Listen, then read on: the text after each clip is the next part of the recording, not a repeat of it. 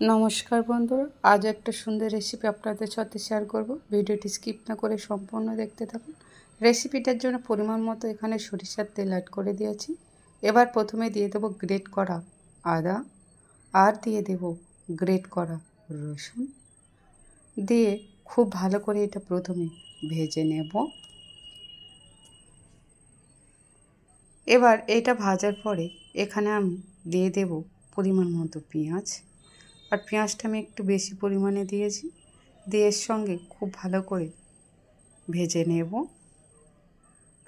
এবার এখানে আমি দিয়ে দেব আদা রসুন বাটা একসঙ্গে আমি আদা রসুনটা বেটেছিলাম সেটা এখানে 1 চামচ অ্যাড করে দিয়েছি, দিয়ে খুব ভালো করে কষিয়ে নিয়েছি।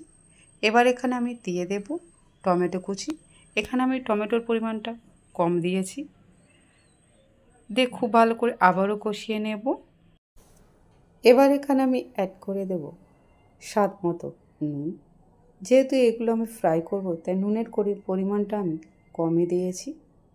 নুনটা দেওয়ার পর এখানে আমি অ্যাড করে দেব ধনে গুঁড়ো, জিরে গুঁড়ো, হলুদের গুঁড়ো, লঙ্কা গুঁড়ো, দিয়ে মশলাটা বেশ কিছুক্ষণ কষিয়ে নেব।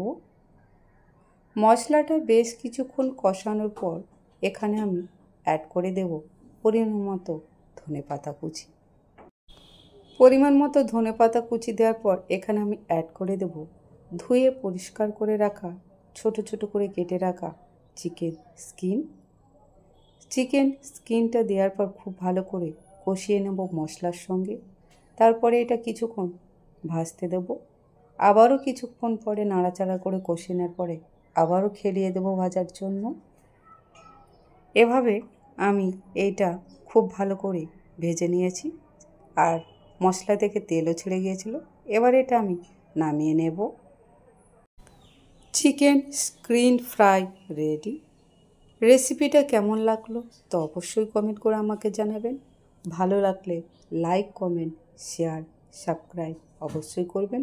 ভালো থাকবেন। ধন্যবাদ।